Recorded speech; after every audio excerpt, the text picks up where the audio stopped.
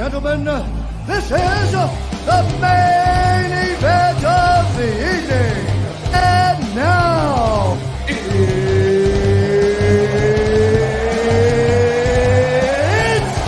time!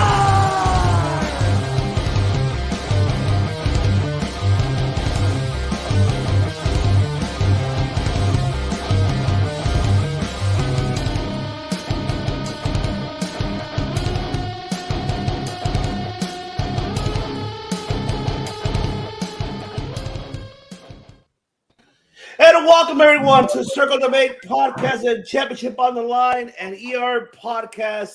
This is the host, the deepest one I ever see, and here with me, Familia, the greatest faction of all time, the greatest MMA podcast in Southern California, ladies and gentlemen. That is right. Yes.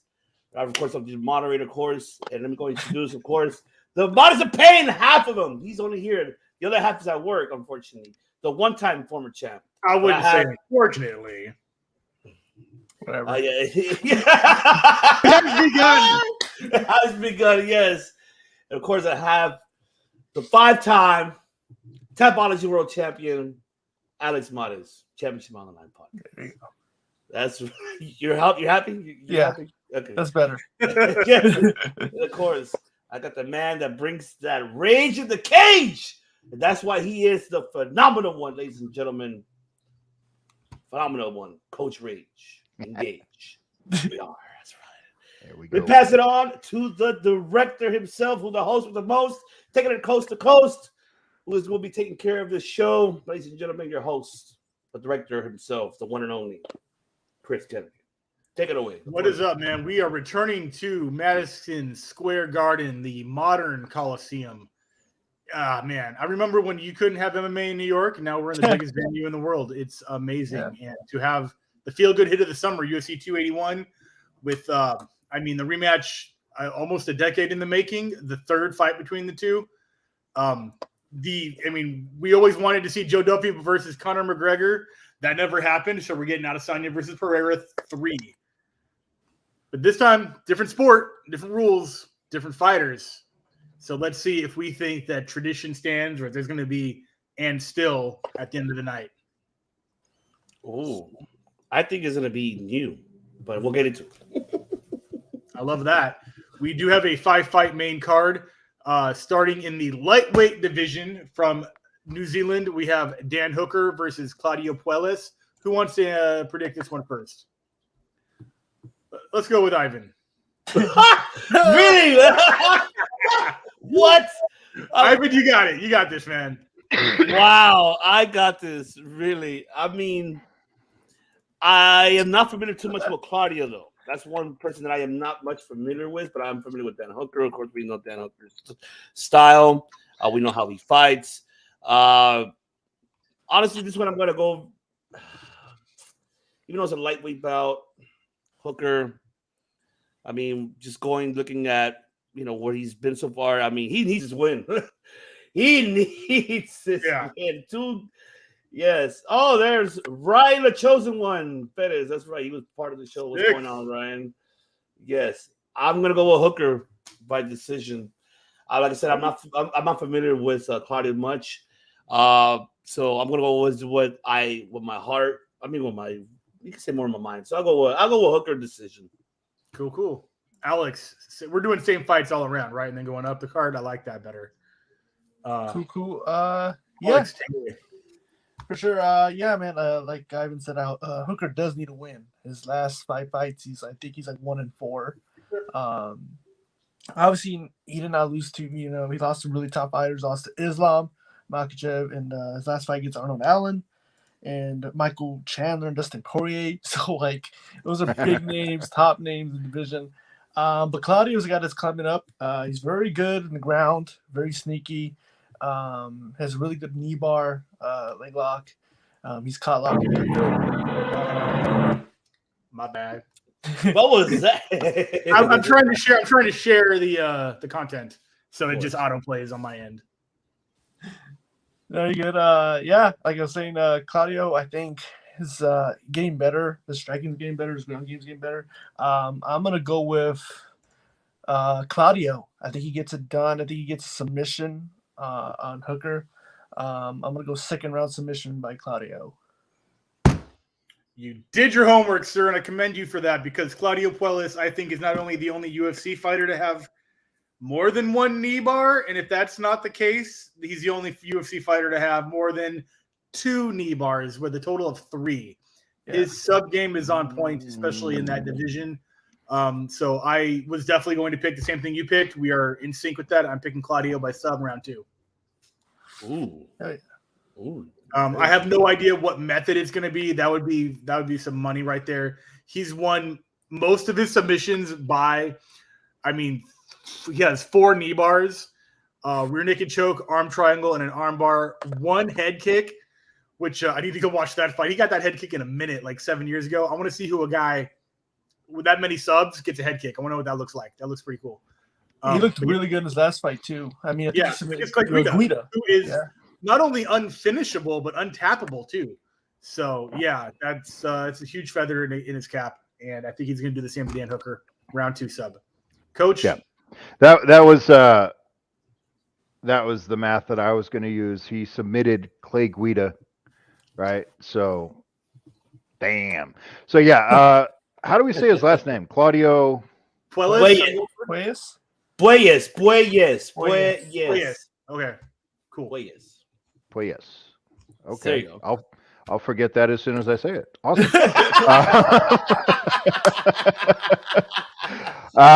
Yeah, he's slick. He's got some great grappling.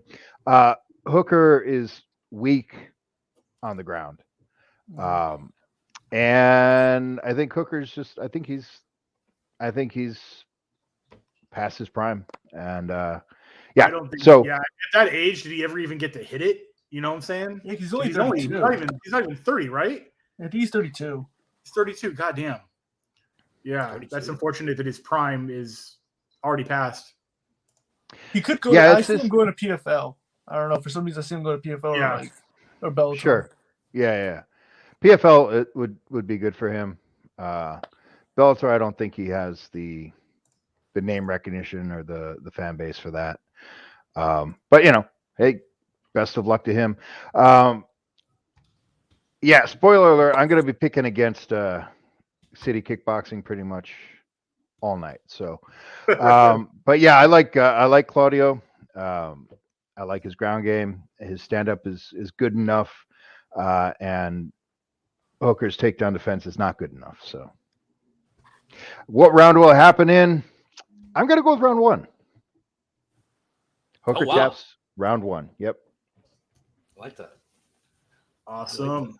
Next fight of the night, we have a returning legend, Frankie Edgar, versus up-and-comer Chris Gutierrez. Ivan, take it away. Man, as much as I love Frank Edgar for all the of his credentials, what he's done, I mean, the man has done it all. I don't know what else he needs to prove more, honestly, in this division. We're overall in the sport, and I mean that with respect because I kudos to the man. But we have an upcoming, star in Gutierrez, and mind you that the last fight he took was as a replacement and was a fight of the night. And this kid is, for me, has a future in this division, and I really gonna go with Gutierrez in this one. I think Gutierrez will definitely. I think it's gonna be. I would say honestly.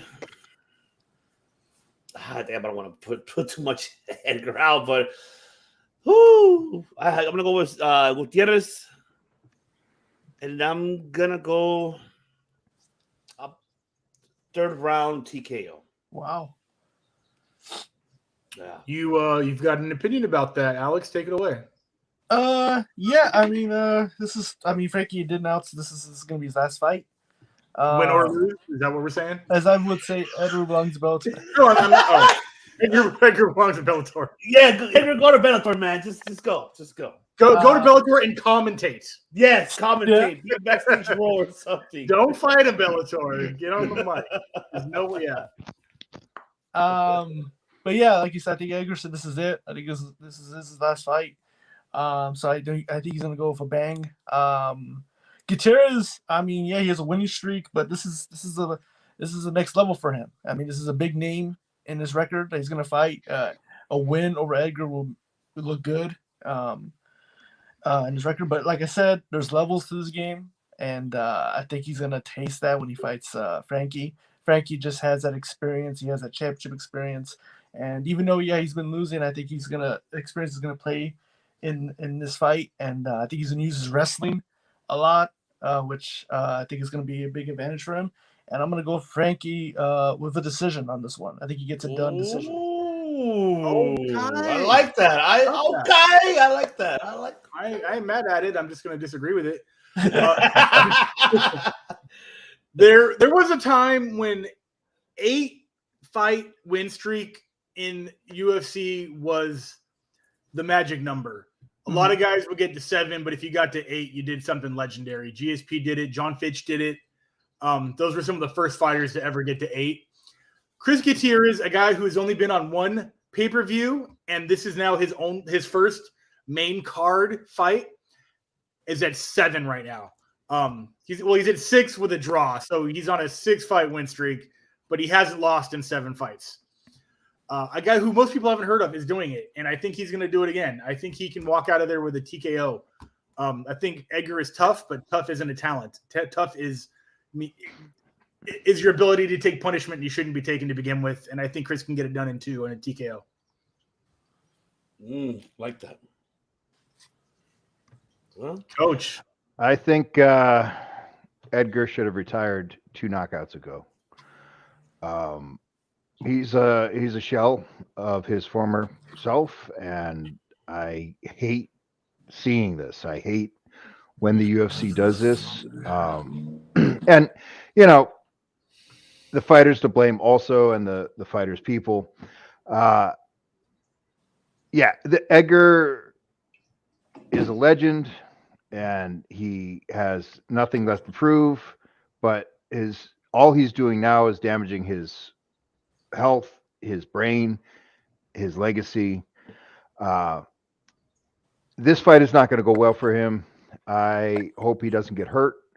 I'm going to say he gets knocked out again. Second round. Yeah, Chris has 8 knockouts, 9 decisions. It's not in Frankie's favor to walk out of this octagon under his own. Yeah. Well, Chris hits hard. Yeah, he hits hard. That's he's not the slickest. He's not the most graceful. He hits hard. He cracks. So cool. Oh wow. I would say the third co-main event of the night, or second co-main event. This is as co-main event as it gets. This is just a look at the Photoshop on those abs. Nice. Yeah.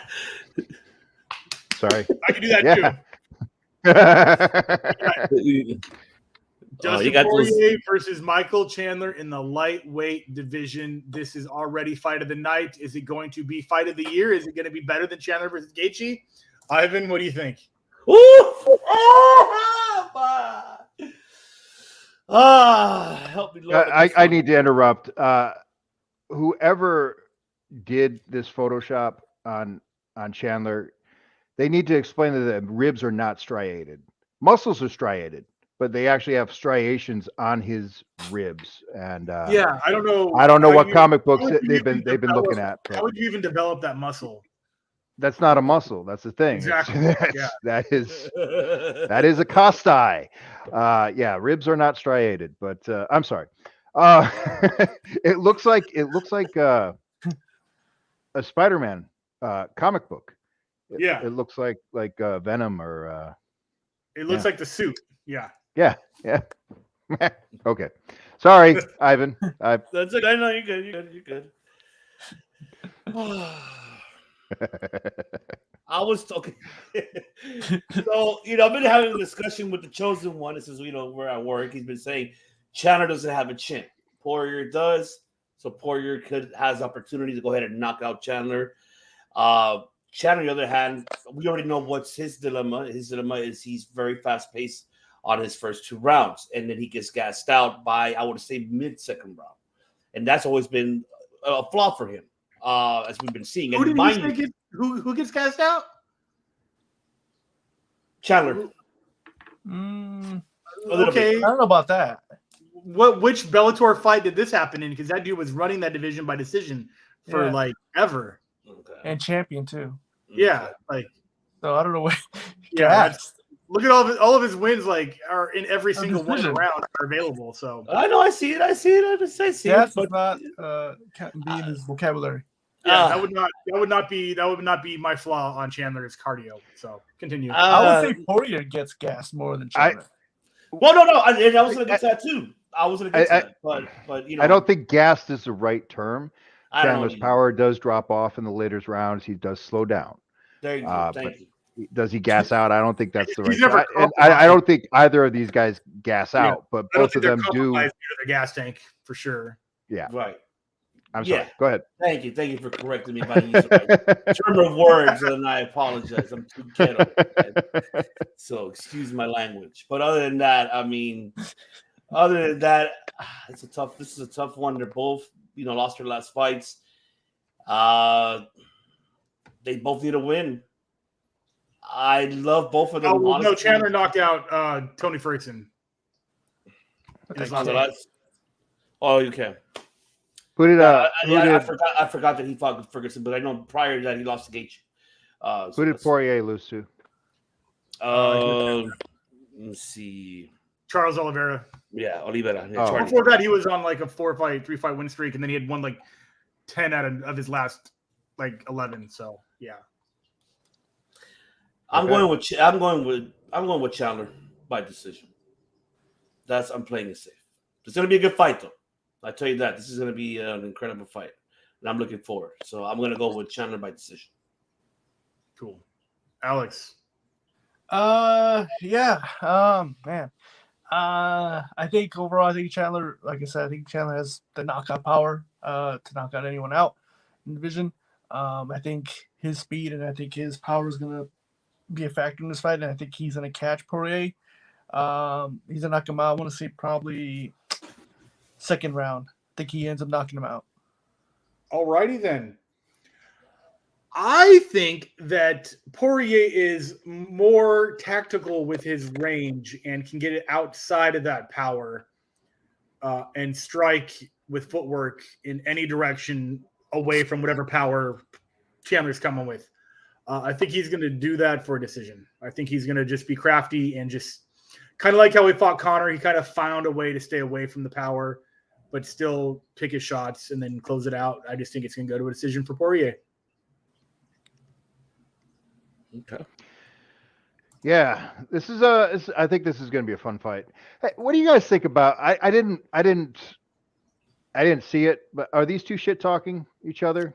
They have been. They've been shit talking before this fight. This fight was basically booked because of Twitter. Oh, okay. That seems a little inauthentic to me. Neither of these guys seem like. I think it was the Ferguson fight where Chandler was walking back to the locker room from the cage, and I think Poirier was barking at him on the walk. Wow. Okay. Because that doesn't seem. It doesn't seem to fit either of these guys, right? Like neither one of them. They also know that they're like almost irrelevant with not being in the title picture right now. Yeah, and this is a fight that, it's a great fight, but on this card it gets overshadowed, so they got to work to sell it. Yeah, that's right.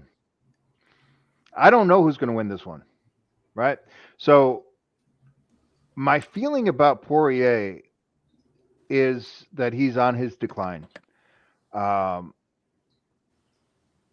He's slowing down a little bit. On one loss out of his last test. But even 1, 2, 3, 4, 5, 6, 7, 8. Let's count that no contest as 9. 2 losses in 9 fights in the past 5 years. That's Yep. Is that something you would consider a decline? Yes. Okay. Yeah. Well, I'm watching his actual movement, his actual work, his actual acuity, his sharpness. Right. Yeah. And he's Yeah, his technique is getting a little fuzzy. So I'm thinking Chandler. Chandler's getting old too, though. But Chandler's got the power. He's and the the grappling is interesting, right? Because Chandler's a world class wrestler. Poirier has the better jiu-jitsu, but jiu-jitsu doesn't really work on Chandler. Yeah, I think Chandler takes this. Chandler has 0 submission losses. Yeah, right. And if Charlie O didn't get the sub, right, when he had his back, Charlie right. could in a rematch. Charlie could definitely tap Chandler, but he decided to go the way he went because he's smart. Yep. So I'm going with Chandler. I'm gonna go with decision though. I hope so. I hope we get a 15-minute fight out of these guys. Yeah. Like, I don't want to say I'd be disappointed if it was a quick fight. That would be pretty fire if it was like just a one and done. But like, has anyone knocked out Poirier? Tons of people. Bobby Green, Conor McGregor. Not Bobby Green. Michael Johnson. Sorry, Michael Johnson. Yeah. Knocked him out? Yeah. Huh. Michael Johnson got him in like 12 seconds. Okay. A minute 35, but you know what I'm talking about. Yeah. When was that? That was like a while ago. 23. Yeah. That was 2016. 2016. Yeah. Was there did the world exist back then? That was the main event at the time. I have trouble remembering anything pre-COVID. Right. Anyway, sorry. Yeah, I don't know. So it is possible that Dustin gets caught, goes sleepy, but we're wishful thinking. 15 minutes. I'm gonna pick Chandler, but could just as easily be Poirier. Yeah. Hopefully the fans win this fight. Yeah, I agree. How's that for a cop out? There you go. As long as both teams have a good time. There you go. Just for that, I'm going to give you a round of applause. There you go. There we go.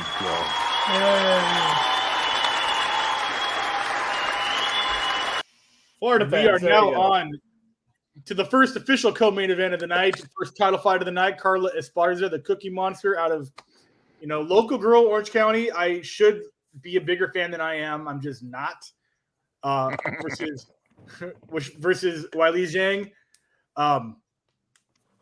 Title defense for Carla. She never got to defend it before. She lost her first defense versus Joanna Jędrzejczyk. We both know what happened when Weili fought Jędrzejczyk. MMA math applies. Ivan, what do you think?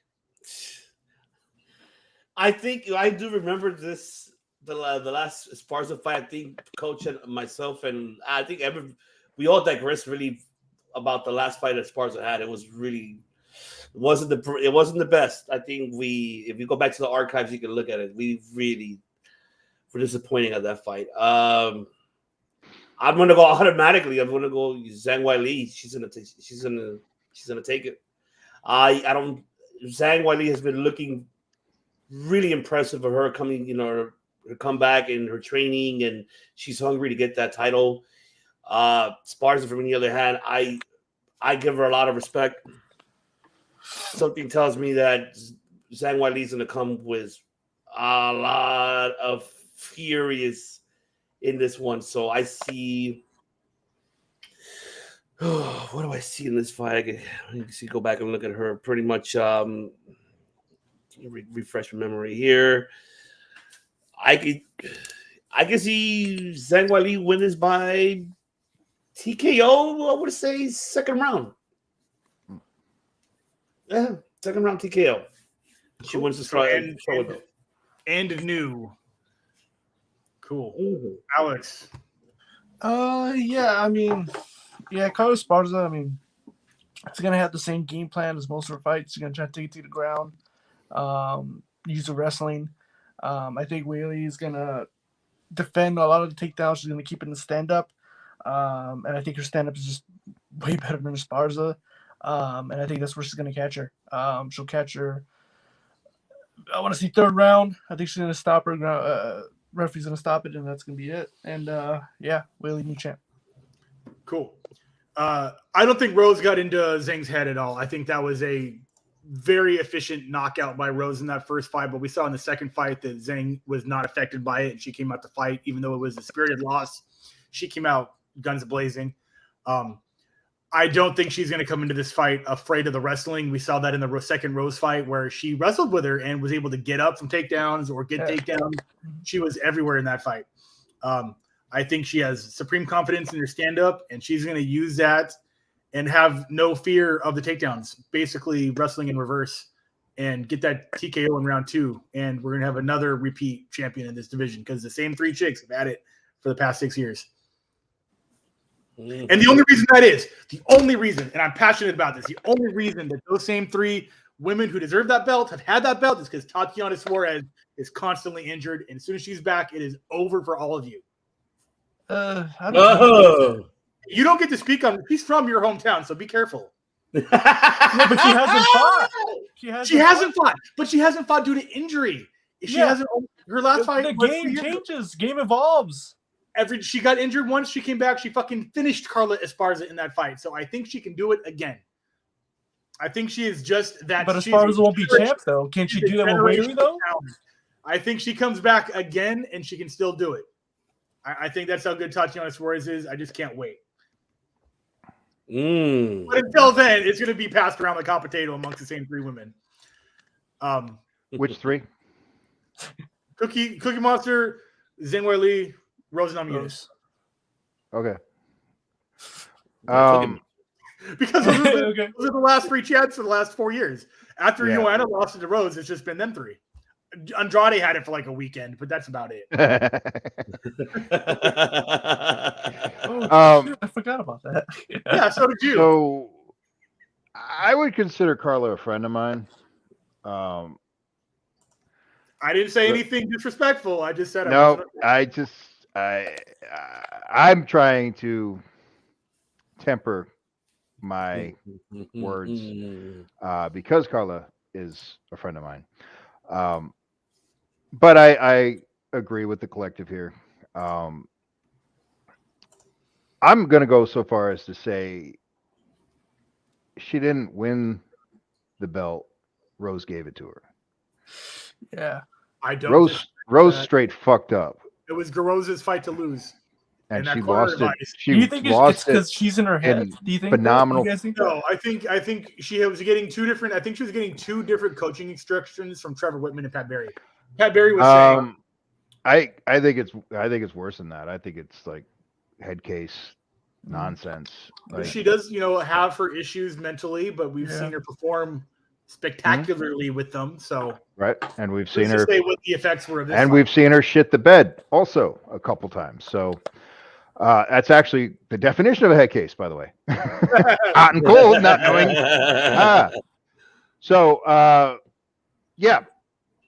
Weili is scary, right? And as you guys have already pointed out, her takedown defense is on point.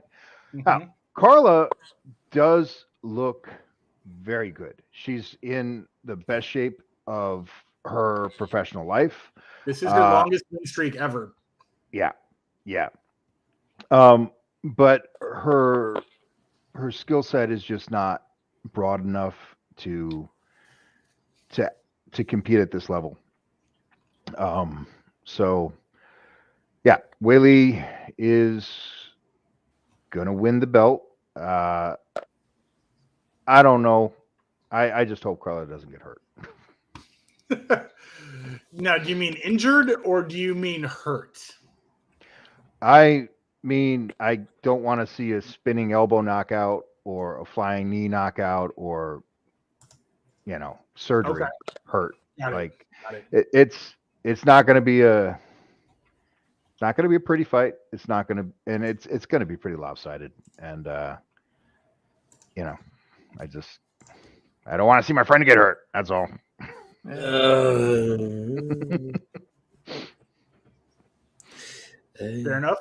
Fair enough. Cool. We are now on to the co-main event of the night and the most anticipated pseudo rematch of the past maybe 5 pseudo years. rematch. Well, when you transcend a different sport, and it is a different sport, it's a rematch in a sense. Yeah, I like that term. Yeah. That last style bender versus, I know he's got a nickname. I just forgot what it was. Photon. Photon. And that means not tree trunk. I think I know what that I know what that means. I need to see it. I don't know how to spell it. Anyways, the most dangerous man with the most dangerous left hook in the business, Alex Pereira. Ivan, what do you think about this middleweight championship main event? I'm excited. I'm really, really excited for this fight. Pereira, of course. I mean, seen from obviously the last fight against he had Sean Strickland, and what a way to get a title shot off of Sean. Whoever would have thought that beating Sean Strickland would get you a title shot? Well, I mean, Strickland was on a winning streak. Yeah, he was. He was a long winning streak. He was. And now he's even performance of the night. I mean, and he's funny, and he can talk some shit. I think he's funny, not in a way that is supposed to be. Yeah. I mean, homie's from Riverside. He can't much help it. I like Sean. I am entertained by Sean, that's for sure. No, I'm actually friends with Sean. I like him. Good. I'm thoroughly entertained by him. But when he gets on a podcast or a microphone, I'm like, what are you saying this in a public forum for real? Yeah. You threw a guy's head through a wall? Okay. Oh, you got a man. warrant out for your arrest still? Cool. Or whatever. That's actually why he didn't go to he was supposed to corner somebody, one of his teammates, and he couldn't leave the country. Bounty on him or something, or he can't cross state line.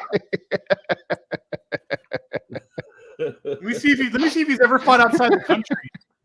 Oh, look at that. He's been to Germany and Brazil. Okay. And Canada. And South Africa.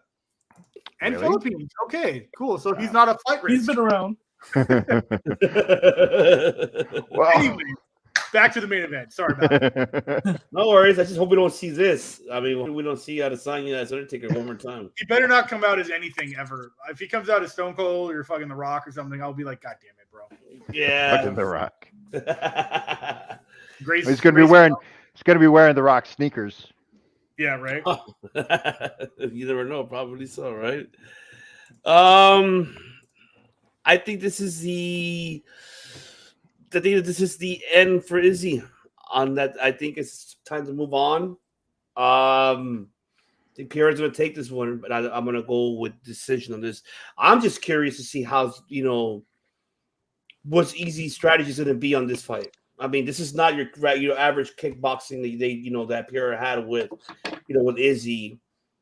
This is different. I mean, you're an octagon. This is a whole different ball game, and I don't know if Izzy will use his jiu-jitsu groundwork. Mind you, that also Pierre has that as well as the skill set. This is going to be very interesting to see. I'm gonna go with Pierre. I think something new. I think in this division and a new champion like Pereira will be very fascinating to see, and it'll get everybody talking. I'll tell you that. I love Izzy, but I think it's time to move on from Izzy and off that middleweight and let someone else take over that. And I think Pereira will be the guy.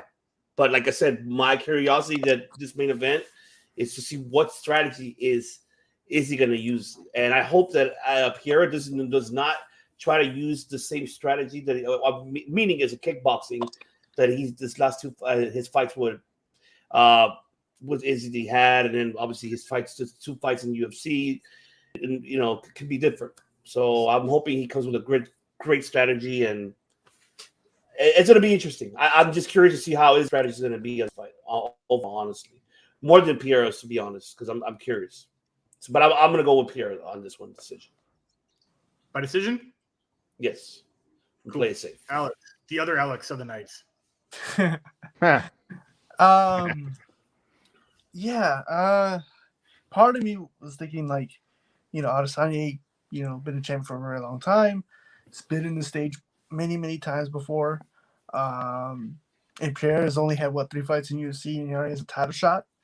But I do feel like if Pierre is going to beat Adesanya, I think the time is now, because Adesanya did.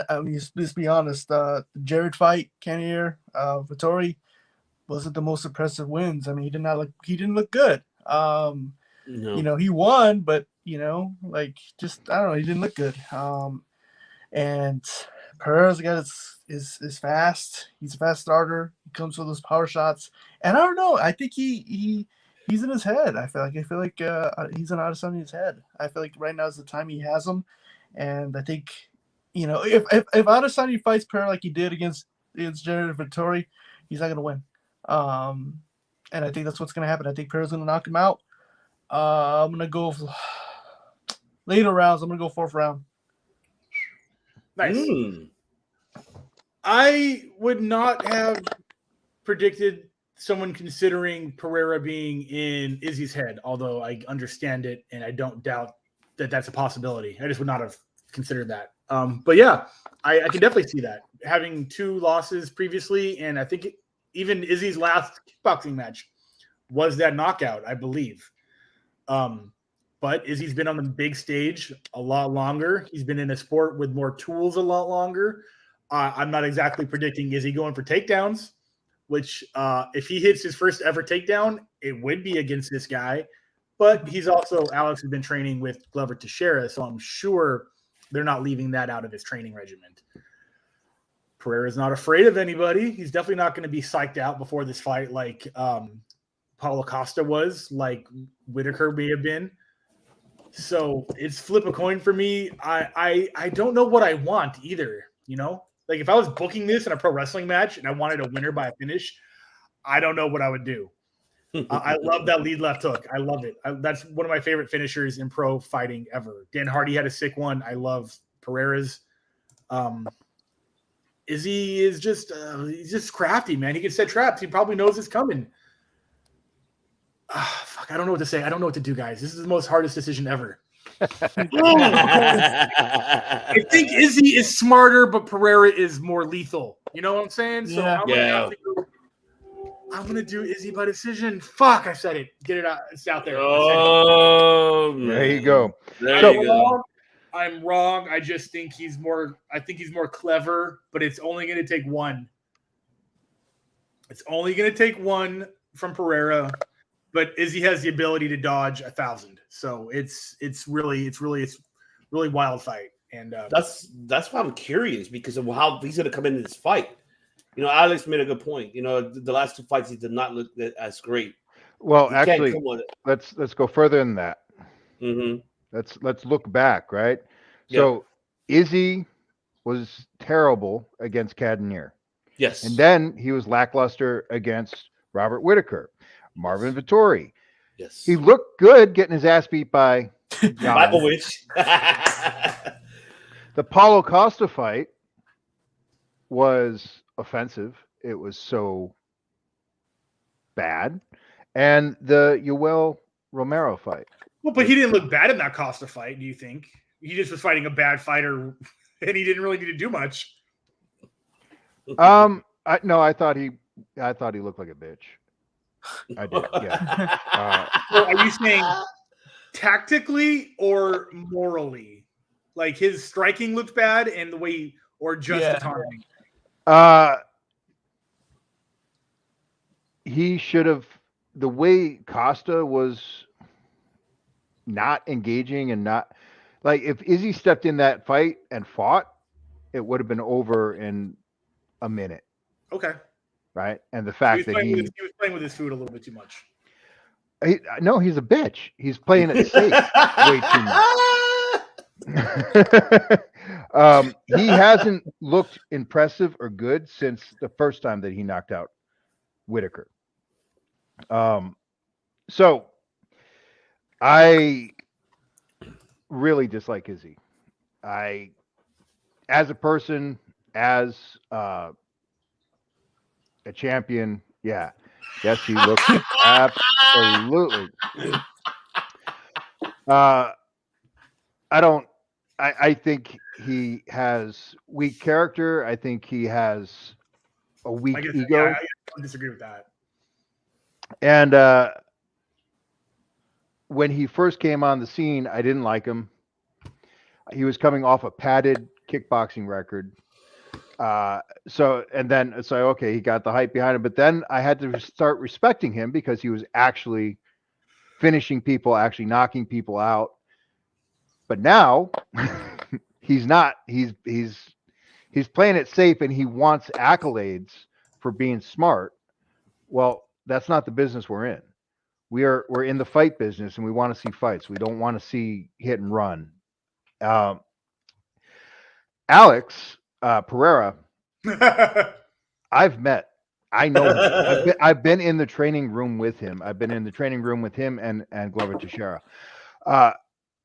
Pereira, his grappling, people don't know about it, but he is. Good. I heard he's like good. I heard it's good. he was like secretly great at jiu-jitsu ever before he was striking. Is that something? Yes. You may have been.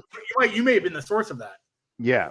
So before he even found kickboxing, you grew up in Brazil. Imagine that. But his jiu-jitsu is very good. He was in the sparring room at a gym that I worked at, and he was tapping black belts. He's incredibly strong. He is way stronger than most heavyweights, and he fights at 185, but he's also gigantic. So he's very strong. His ground game is very good. He hits harder than almost anybody I can think of. He's on par with Deontay Wilder. Who is 100 pounds more than him? Now he is okay. Yeah, I mean, Deontay definitely cuts to get to whatever heavyweight boxing limits. Well, Deontay, when he was knocking everyone out, he was 212 pounds. Yeah, he was light. Gotcha. He was light. Yeah, but then he did his last fight against Tyson Fury. He did go up to like 238 or something like that. But the point is, they both hit hard. They don't look like it, but there's something special about them. Alex Pereira, people think is the greatest kickboxer in modern times. All that being said, I still think Izzy's going to win. So he beats Ricky Verhoeven. I don't know. I'm just Okay. Maybe I know more about the kickboxing world than you do. I don't know. I know. I'm just. People are saying, he's a double glory champ. And he puts people to sleep. He has an off switch. He's got killer instinct. After he knocked out Sean Strickland with that left hook, he hit two more on the way down. I don't know how fast you have to be to hit somebody on the timber. Right. Yeah. And like I said, I know guys that he was sparring with, and it looked like he just kind of bumped him, and they're like, he kind of bumped his knee into their thigh, and they're like, ow. So Alex, I don't know what his bones are made out of. He hits unbelievably hard. But I think Izzy is going to do the hit and run tag point bullshit that he's been doing. Yeah. And unless Alex and Glover specifically came up with a game plan to deal with that, the judges suck.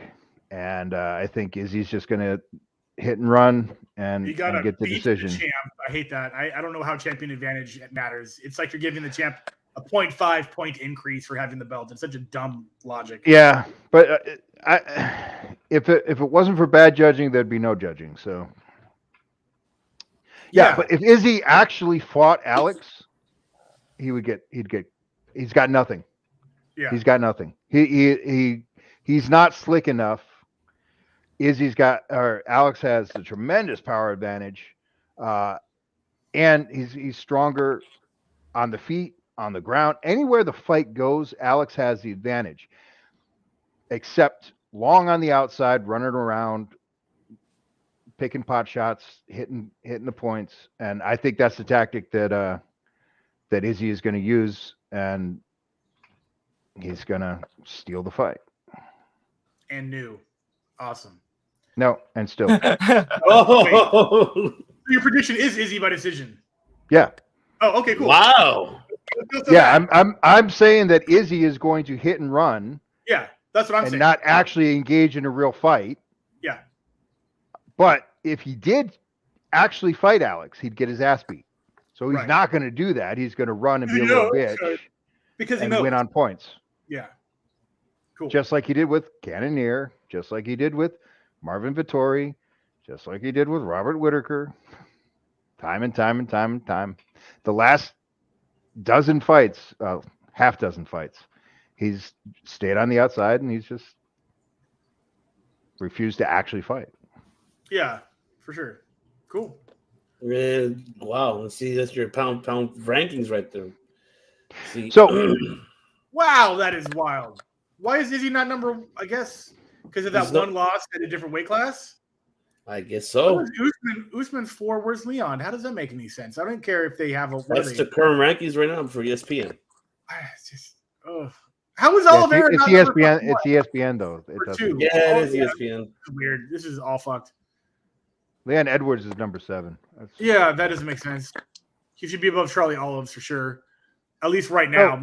Maybe not a week ago. A week ago, Olives. After Weili wins, what do you guys think is next?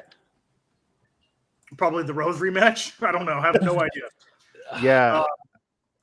I'd have to go look up who's in that division right now. I can tell you the rankings. What's in that division? Amanda Lemos, she's at 3. Yeah, so I wouldn't have no problem with 4 Garza versus Lemos. Yeah, I mean it's pretty much we have in that. I think the company is very reluctant, very hesitant to offer Rose a fight right now.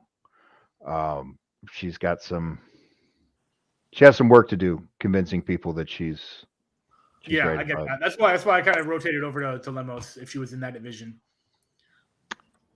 Which one is she?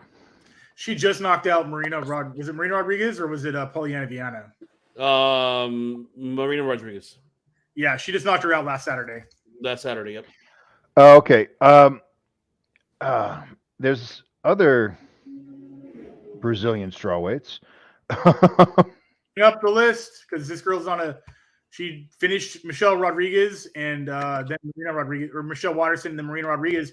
And Marina was the girl who went to her only other loss was Carla. She beat Dern. She beat Michelle Watterson, Amanda Ribas. So that's who I was thinking of. Yeah, Amanda Ribas. Yeah. So yeah, she's. What's what are the rankings for the strawweight? Bring that up, Ivan, because I don't want to go Google that. I got too many tabs open right now. Sure, no worries. Okay, let me bring that up for you. Ribas just lost Chukagian.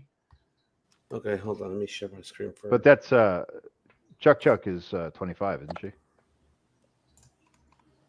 Share screen. I might be looking at the wrong division then. I don't know. You guys can see that. If not, I'll zoom in. Yeah, that makes sense. Lemos is 3. Perfect. That's who's next. I called it. Yeah, and then Andrade. That 4. Wow. Yeah, the division thins out real quick, huh? Right at number 6. Right at number 6. Damn. I thought the strawweights were a little, in comparison to the other weight classes, the other female weight classes, and I apologize if I'm offending anybody. I'm not misogynistic or anti-woman, but the truth is, right now, the roster for the females in the UFC is just not very strong. So yeah, I thought that the strawweights, they are the best division. They are the deepest division. I just didn't realize that they were as thin as they are. Like they thin out after 4 or 5. What I am seeing, though, with due respect to the future of the division, is I do see future names that will fill that in. Like I do see Ribas, Rodriguez, Lembo. Like those are all they've all been in the UFC. You know, they're contender series fighters, so Yep. those are potentially future legends or future champs for sure. So Yep. it's only thin because they're not as, you know, they only have, you know, less than 5 fights each in the division. And was it who was your girl that you were talking about? Suarez, Tantiata? Yeah, she's injured still. She was supposed to fight. She's not on the rankings, huh? No, she's not in the rankings. She's on a DL, yeah. So she was supposed to fight Roxanne Modafferi earlier this year, and that got swapped out for someone else. Oh wait, Roxanne. Tatiana Santos, I think, replaced her, who isn't even ranked either.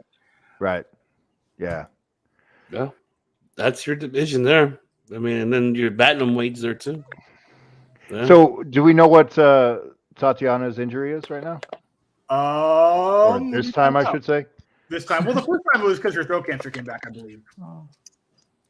Now, here's a question. Here's a question for all of you guys. Let's say if Izzy does injury on the wiki, so I don't know specifically. I think I'm friends with her training partner Cody Bollinger. I could ask him, but that might take a minute.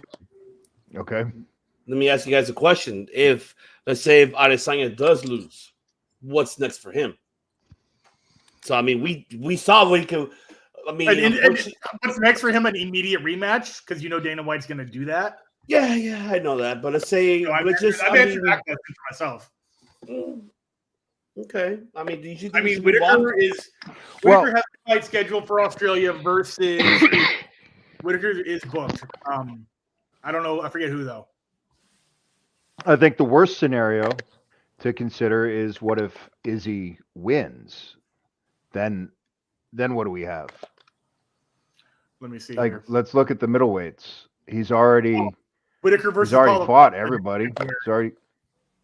What's that? Paulo Costa Whitaker too? versus Paulo Costa next February. So I think if Izzy wins, no, I think it's going to be a rematch no matter what. I guess I don't know. If Izzy wins, maybe he's going to wait for the winner of Costa and Whitaker and just rematch them both because he's already lapped the division essentially. Mm-hmm. Because look at that. He's beating everybody but Sean Strickland, and that guy's not getting a title fight. Jackson Joker would be cool. Darren Till was in line at some point. No. Yeah, at some point. But no, yeah. Yeah. He's going to take the next year off. So the middleweights is actually a pretty thin division. And yeah, Izzy and everybody he's beating but Alex. Yeah. And the reason that the middleweights is because most of them are actually light heavies that cut too much weight.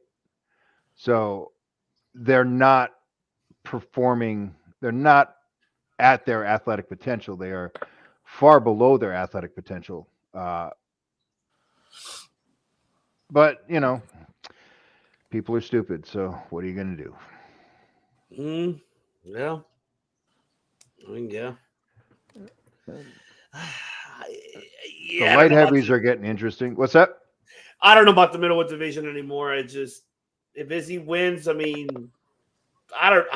him going over again, sequel fights again. I don't know.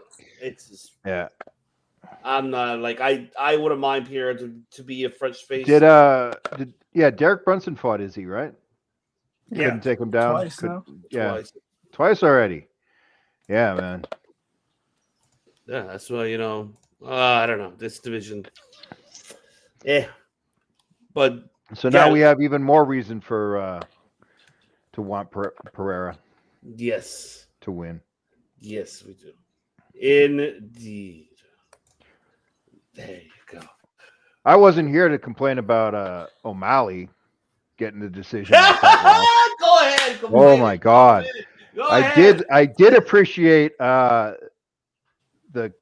king of cringe there, Triple C. What's his Henry Cejudo. Yeah. Spelling yawn. Talking about yawn and spelling it WAYN. But yeah, Sean O'Malley. Jeez. Like, if you guys don't believe in shenanigans and fixed fights, I don't know what to tell you. This kid, he's an embarrassment to the sport.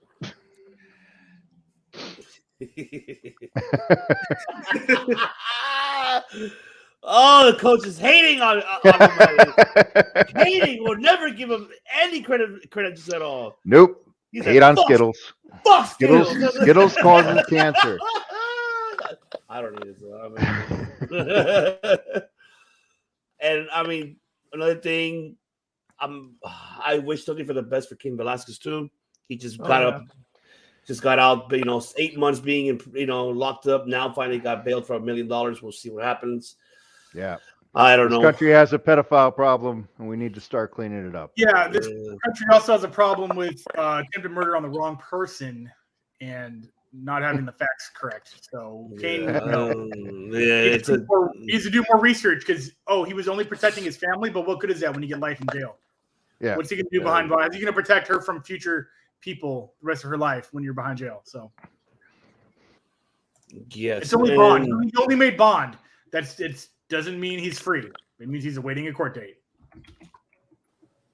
Yes, I mean, yeah, I mean, and also I guess the betting commission. I don't know if they call it commission. I don't know what it is, but they're investigating this last previous fight. I saw that. Yeah, with Minor and the guy with the last name that's probably impronounceable. What is it? I don't remember the name of that fight. I mean, the name of that person. But yeah, it looks Minor, like they're saying that they're really investigating because someone gave out the sources that he was already injured during his training camp, I believe, and that he was going in with an injury. Yeah, Derek Minor versus Shellyan Nurabariyake.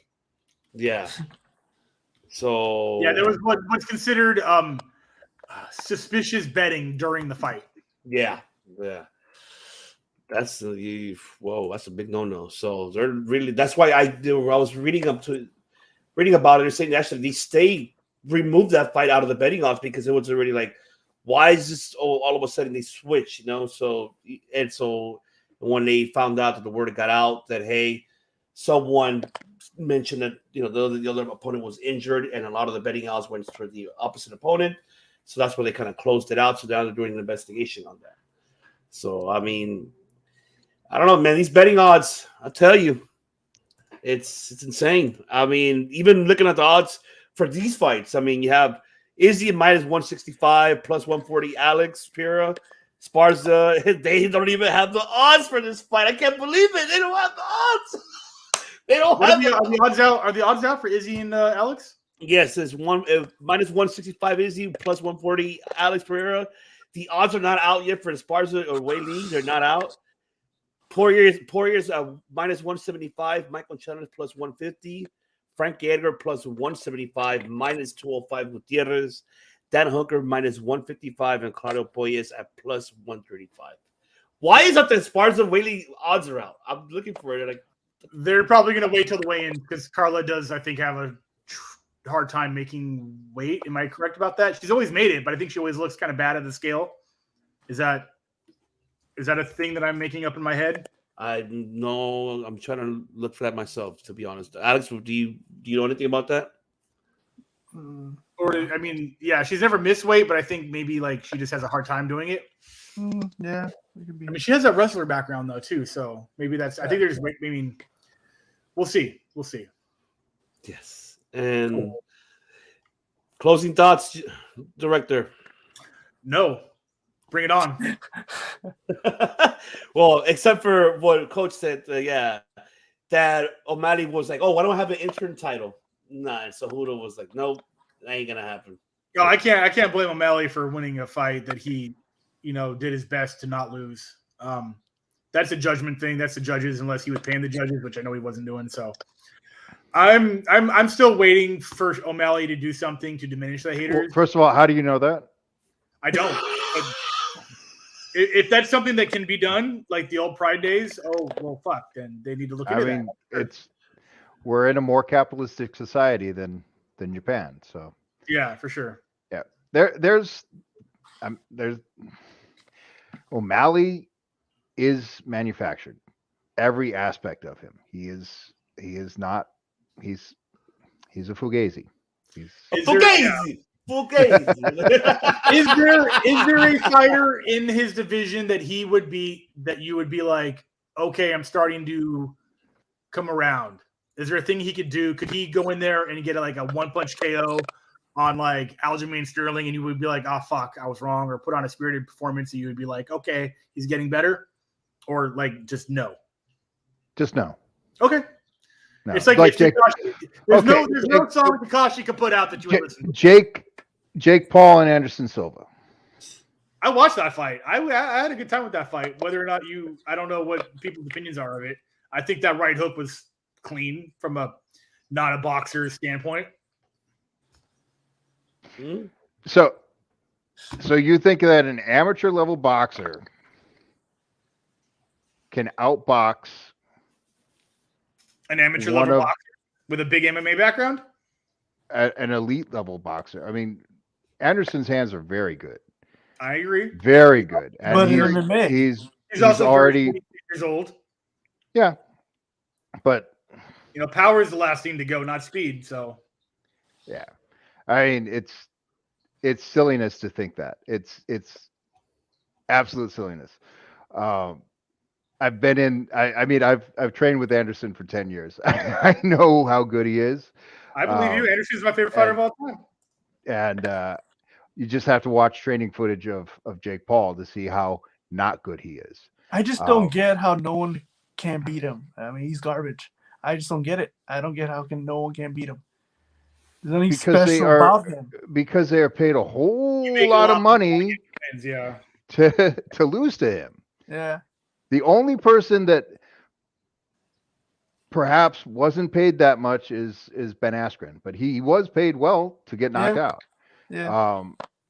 And the fights on the undercards, those are some legit fights, and those guys are getting paid really well for undercard, smaller round fights. But yeah, it's if you don't understand this business, that it has its roots in organized crime, and more fights in history have been fixed than have ever been legit. Yeah. And so to think that we're in a new era and that's not happening anymore, that's just silly. So what you're saying is Peter Yan should be as good as Anderson Silva, but Jake Paul is definitely the Skittles of boxing. And both fights were rigged. Well, Yan definitely beat Skittles. Definitely. I mean, I was yawning, not at coach. I was yawning at it was Yan. No, Yan definitely beat Skittles. Unquestionable. That wasn't not even close. The team knew that he lost. Skittles knew that he lost. The judges gave it to him anyway. So how does that happen? Just bad judging? Just they're that incompetent? I mean, there's a lot of bad judges and there's a lot of incompetent judges, but there's no way that happens unless there's a reason for that to happen. Yeah. With the Jake Paul and the Anderson Silva,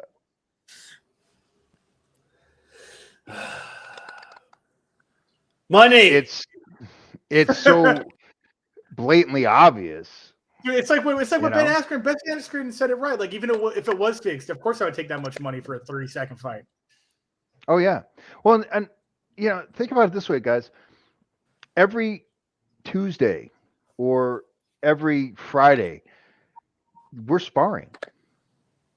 We're getting hit that hard anyway, for free. Yeah. Because we're training. So, you want to pay me a whole bunch of money to hit me hard? Okay. So, I mean, yeah. I know I have insider information on several fights that were fixed. I don't have insider information on Jake Paul and Anderson Silva, but all you need is eyeballs and half a brain. It's like, of course it happened. Of course it happened. I have at least one of those things. Right. Or two of them, which proves I don't have the third one. You're blurry though. Yeah. What'd you do? I need glasses. No, I'm serious. your camera needs glasses. Yeah, right. There we go. Even better. All right, we're off topic, guys. It's I mean, but I think we're pretty much done for the night. I don't know what else. yeah. I mean, like I guess we can end it with. I mean, just one fight that you guys are interested in the prelims and early prelims, very quick. Just one. Yeah, I there's mean, definitely something there I saw. I just have to listen back. Span versus Reyes. Dominic Reyes versus Span. I think that's going to be a fun fight. Really? Yeah, I think someone's going to get knocked out. I think Span wins, in my opinion. Okay. I'll put it up for you guys so Coach can see it here. I can't wait to see what Molly McCann gets into. I am excited by that fight. She's also manufactured. But I know she's polarizing, but I'm entertained by her antics.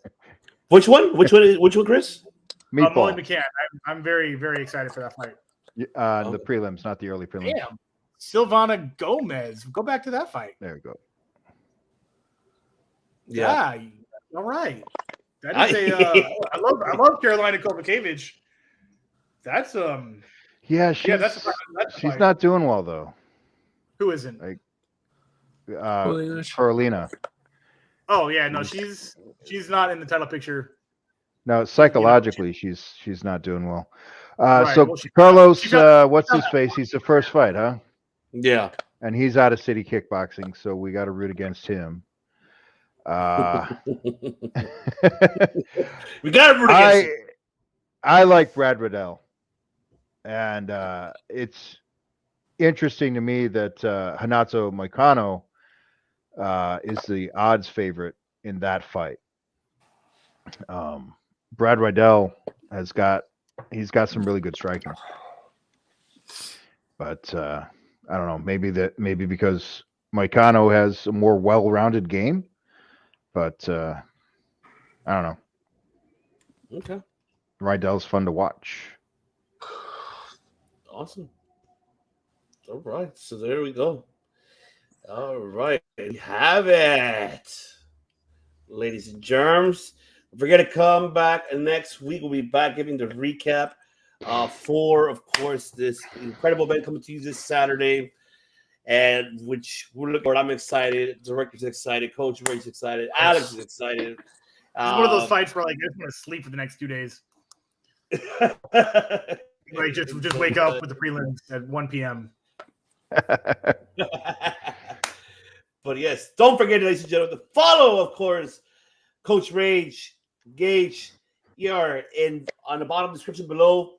Subscribe to all his social media platforms and also on YouTube. Championship on the Line podcast. You can find them there as well. All the social media platforms as well. And you can find them on their YouTube channel as well. And, of course, you can find the director himself, of course, Fake Destroyer. You can find him here on Circle Debate as well.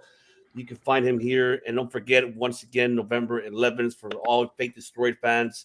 The single will be coming out. 2 more days, and that's number 47. That will be coming out on November 11th. Make sure that you guys follow Fake Destroyed. It's on our link tree as well. You can follow them all audio media platforms. Follow them on Facebook as well and Instagram. You can find them. There you go. Number 47. And Spotify. And Spotify and Apple Podcasts and Spreaker. I had a long day, man. I've been on the phone for like 12 hours. I had a long day. Oh, but yes, thank you.